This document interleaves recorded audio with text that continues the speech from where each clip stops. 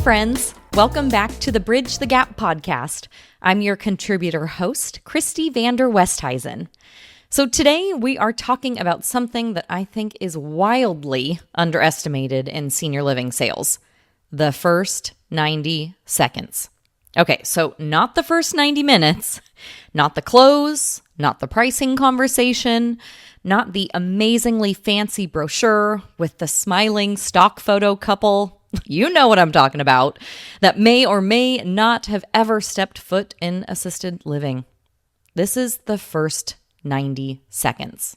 So this is before a family ever sits down with us, before they hear about care levels, pricing, floor plans, dining, activities, signature programs, or our very best, let me show you our beautiful community voice. They are already deciding how they feel about us. And let me tell you, families feel things very, very quickly. They may not say that out loud, though. And they may not walk in and say, "Hi, I'm emotionally overwhelmed, probably a little guilty, comparing you against 3 other communities, and making a gut decision within the first minute." They're not saying that. But I'm telling you, they could be feeling it, just not saying it. And that's often what is happening. So senior living decisions are very, very emotional. They're emotional decisions first. And so families use logic to justify what they felt. And so I do the same thing. Have you ever made an entire Target purchase based on a feeling? I go to Target and Target tells me what I want, not the other way around. So I get it. But in our world in senior living, the stakes are extremely high. So when a daughter walks into a community, she's not just looking at clean carpet, good paint, and snacks on a plate that a resident walks by with. She's asking herself things that maybe she's never said out loud. And these things are like, would I feel okay having mom live here? Does this feel safe, warm, clean? Do the people seem kind? Would mom be known here? Would dad be cared for here? Can I trust these people? And so that is what the first 90 seconds are really, really about. And you've heard me say it before, and I'm going to say it again. Trust. That 5-letter word. Trust. And so in senior living sales, we are lucky enough to be sense makers. Families are not just shopping. They're not just checking us out. They're actually trying to untangle a giant bowl of spaghetti. And that spaghetti is filled with guilt, fear, finances, which are a real thing, timing, sibling dynamics, care needs, denial possibly, independence, health changes, and everyone has an opinion on what is the most important part of that giant bowl of spaghetti. And so our job in senior living sales is to help them make sense of it all with honesty, compassion, and a sense of calm and a sense of empathy. And so here's the thing. These prospects decide whether we are a safe guide, a trusted advisor, before we even meet them. Because that trust starts the second they pull into our parking lot. Okay, let's be real though. It actually starts way before then. It starts when they Google us, when they read our reviews, when they call and hear how we answer the phone, or don't answer the phone. It starts when they drive by and see the landscaping, when they walk up the front door. And by the time they step into our lobby, their brain is already collecting evidence.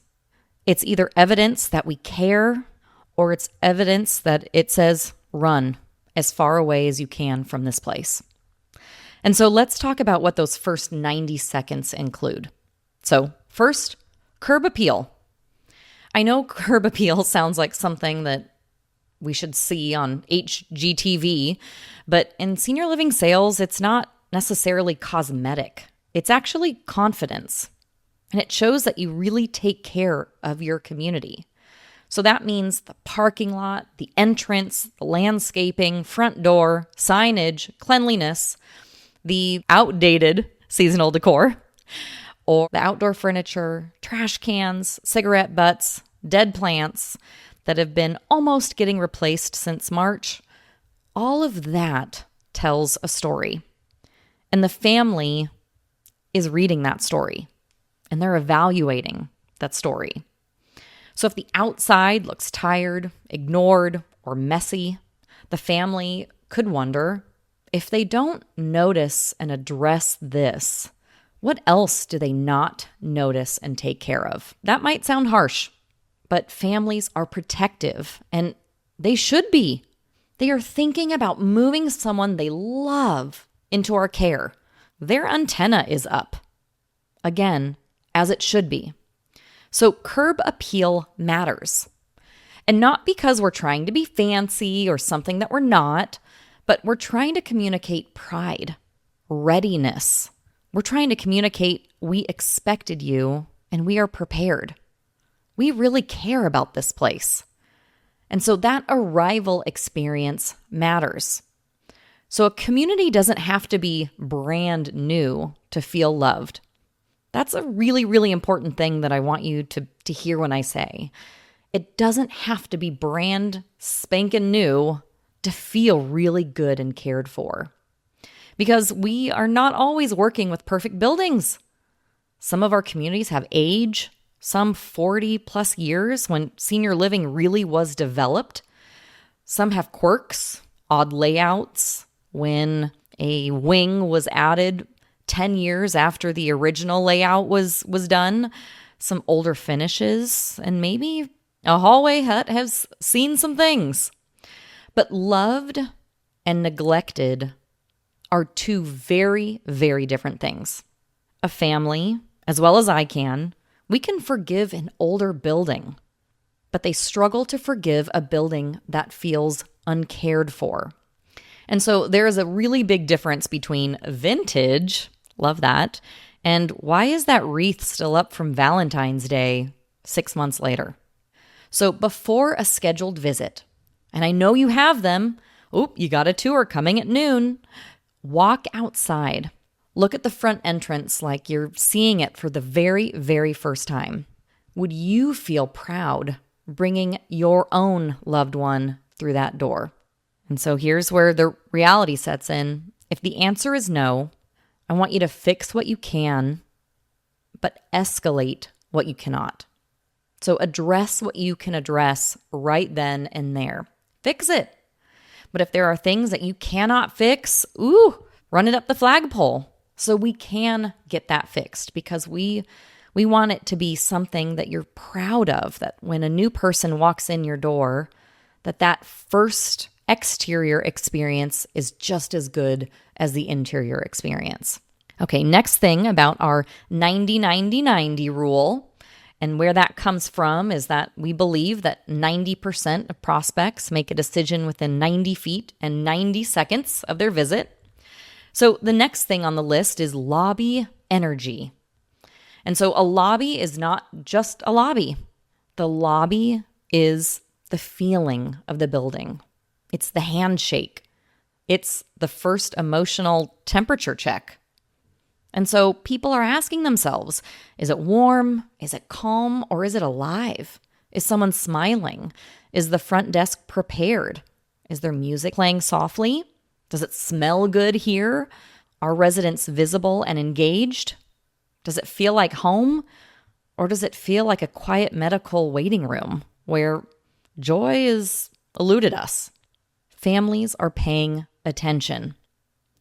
And they're not only looking at the salesperson. They are watching everyone. They're watching whether team members make eye contact. They're watching whether residents are engaged with each other and with team members. They're watching whether the receptionist knows that they're coming. If it's a noon tour and the receptionist knows who they are when they walk in, that's an amazing first impression. They're watching whether the executive director walks by and says hello and is visible. they're also seeing if people seem happy living there. And that's why the tour experience is a team sport. So sales may lead the experience, the majority of the experience, but the entire community creates that feeling. And so everyone is on the sales team, maintenance, dining, care team, life enrichment, front desk, executive director. You're all on that sales team. And so what that doesn't mean is that not everyone needs to start quoting rates or closing deposits in the hallway. But it means every person contributes to the trust. That is what we sell. Every person contributes to that trust. So a warm hello matters greatly. A clean hallway matters. A caregiver smiling and saying, "Good morning, Miss Carol," matters. The dining director greeting a family and saying, "Oh, we'd love to have you to stay for lunch sometime," that matters. And so these very, very, very small moments, they're actually huge. They're not little. They are proof. And so families can start believing that what we say is actually happening. Because we can say, "Ooh, we are a warm, caring community." But if no one looks up when the family walks in, that doesn't build trust.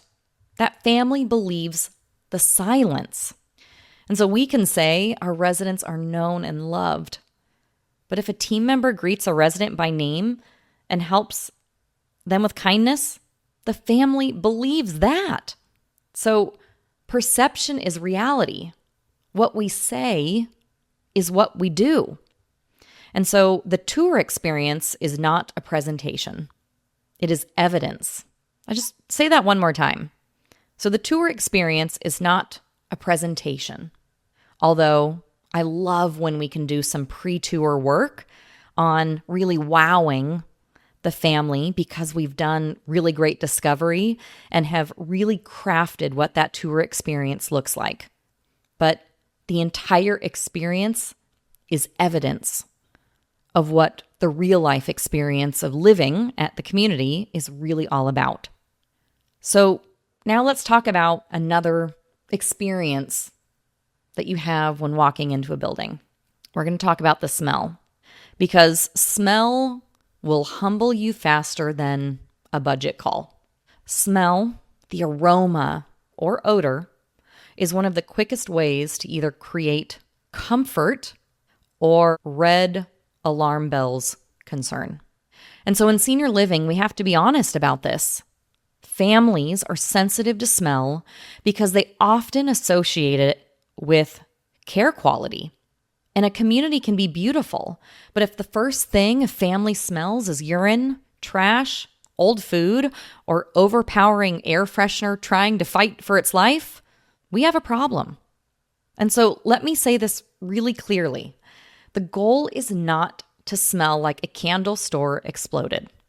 Although, if you were in my office right now, you'd probably feel that. You'd smell that. I love having aromas all around me. But the goal in senior living is clean, fresh, and welcoming. There's a really, really big difference between a warm cookie and a plug-in doing a Broadway performance to mask an odor. And so families can tell when we're masking something. So do the smell check. Not from your office when you're probably nose blind, but walk in through the front door like a family. Check the lobby, common areas, dining areas, model apartment, public restrooms, elevators, memory care entrances, and any hallway that you plan to show. If something smells off, don't ignore it. Fix it and own it. If you can't fix it, find someone who can. Okay, another thing to address is sound. In that first 90 seconds, sound matters more than I think people think. What does the community sound like when a family arrives? Is there laughter, soft music, maybe a cooking demo going on in the background, team members greeting people warmly? Or is it silent or chaotic? Is there a call light going off for so long that everyone in the lobby is going, okay, someone needs help and they don't have it yet? Sound creates feeling. And so a silent community can feel lonely. A chaotic community can feel really, really unsafe. And a warm community feels alive and active. And so every community has real moments. I want to be real honest with this. We are not staging a movie set. This is senior living. There will be walkers and wheelchairs and call lights and deliveries and med carts and someone looking for the next activity, someone looking for the movie theater, and at least one person who wants to know when is lunch and what is for lunch. There are a lot of things going on, and that's life. It's beautiful, sometimes chaotic, sometimes quiet, but we're not trying to create fake perfection. We're actually trying to create confidence. And there's a difference. The family is not looking for perfect. They want to feel that the community that they choose is attentive, kind, organized, human, and warm. And so let's talk about team warmth. And that might be the absolute biggest one, because a family can forgive a scuffed wall much quicker than they can forgive cold people. Warmth is everything. And it doesn't mean over the top. Not everyone needs jazz hands. Okay, except me. I really do need jazz hands all the time. No, just kidding. I appreciate a little sparkle. But warmth, when I'm talking about warmth in a community, it means present. It means looking up, acknowledging, using names. It means slowing down long enough to make someone feel seen and heard and loved. It means the front desk should know when a family is arriving. The salesperson is ready. Executive director is ready to say hello and eliminate any fears. It doesn't mean that we all need to know every detail about every person walking in the community, but it means enough to personalize and anticipate. And this is where discovery connects directly to the family experience. And so what is important to them needs to shape the whole tour experience. And if we give the same visit to every family, we're not connecting. We're just walking and talking. And nobody needs a senior living parade of amenities. We are not tour guides. And I know I used to joke a long time ago that, I was a senior living tour guide. Well, that's cringy, and I wish I never said that. No one needs someone to say, here is the dining room, here is the salon, here's the courtyard, here is the brochure, and here is me slowly losing them. Feature dumping is not connection. And a personalized experience says, I listened, I heard what matters, I can picture your mom here, and I want you to be able to picture it too. And so that's why I love the sit to or sit approach.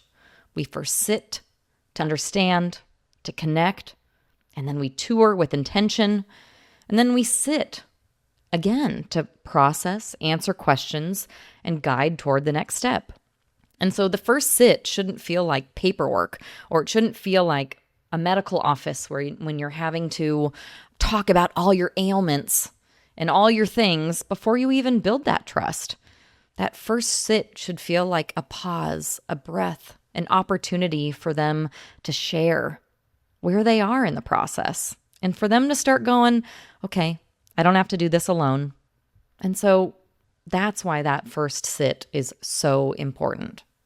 When we ask thoughtful questions and we listen and we slow down and don't rush to the apartment before you understand the person, because the more you know, the more you connect.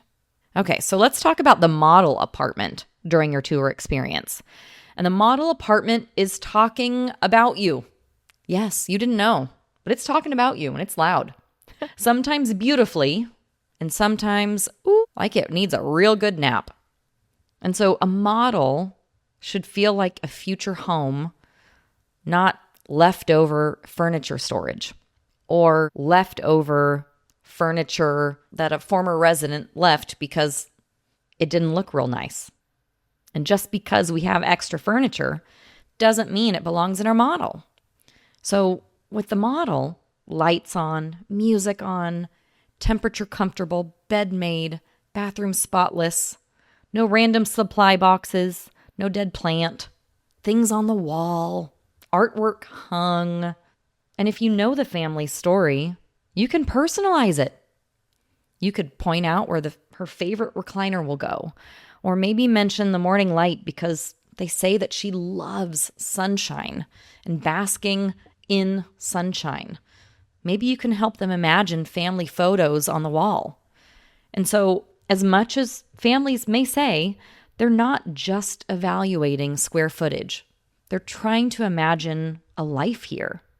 And so our job is to help them see it. So let's be honest. I'm going to take it home, okay?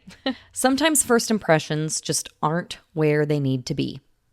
Maybe the entrance is messy.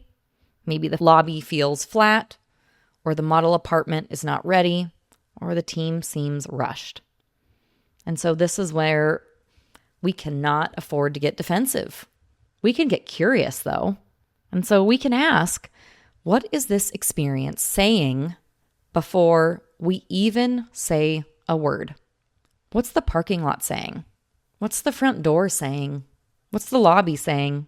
What's the smell saying? What's the team energy saying? Because families, they'll feel it. And then sometimes we wonder, well, why didn't they convert? Why did they ghost me? And it might be because the answer was sitting in front of us in the first 90 seconds of their visit. Maybe they just didn't feel us. They never relaxed, they couldn't picture it, and they never trusted us. So they politely toured, took the folder, said they needed to talk to their siblings, and then disappeared into the senior living witness protection program. You know you're thinking about that one prospect that you thought was a slam dunk. And bam, they never returned your calls. I've been there. We've all been there. So what do we do here? We inspect what we expect. So before every scheduled tour, have a rhythm to confirm your readiness. Walk the entrance, check the lobby, confirm the front desk knows who's coming. Review your favorite discovery questions, prepare the model, alert your department leaders, and have the next step in mind. And please do not wing it. That was a really big mistake that I used to make. And I would say, well, I'm here from 8 to 5, Tuesday through Saturday. Come on in whenever you have a chance. That's not a smart move because I didn't have an opportunity to wow them with pre-tour planning. So a great tour experience looks natural, but it's planned. And it feels easy because preparation happened behind the scenes.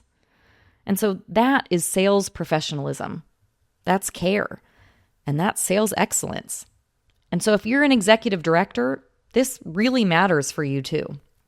So if first impressions matter, and they matter greatly, the tour experience and the tour readiness cannot just be a sales task. It has to be a community standard. So talk about scheduled visits and tours in stand-up. Talk about who's coming today, what we know about them, how we want the family to feel when they walk in. And that's how we build a sales culture. And it's not by saying, everyone's in sales once in a while, and then hoping our server in the dining room magically knows what to do. We teach the team how they impact occupancy, and we celebrate when we all do it well, because what gets recognized gets repeated. And so if you take anything from today, and thanks again for listening, take this. The first 90 seconds, they're not fluff. They're strategy, they're trust building, they're emotionally selling. And to be honest, they're the beginning of the close. It's the opening of the door. And so before a family chooses a floor plan, they choose a feeling. And the tiny, tiny, tiny details are not so tiny. the flowers by the door, the smile by the front desk, the music in the lobby, the resident greeted by name, the model apartment lights, the warm handoff, all of it says something. And so let's make sure it's saying what we want it to say. We care. We're ready. You're welcome here. Your loved one would be known here. You can breathe easily here. And you're not alone in this decision.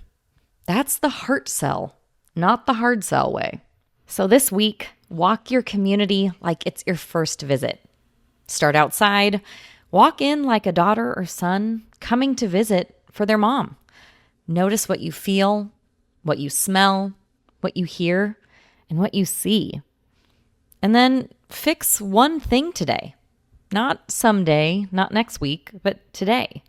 Because when we get the first 90 seconds right, we don't just create a better, quote unquote, tour experience. We create confidence. We create trust. And we help families feel, okay, this could be the place. And in senior living, that feeling really matters. So now go make those first 90 seconds count. Thanks so much for listening. It's been an honor sharing my thoughts with you as a Bridge the Gap contributor host.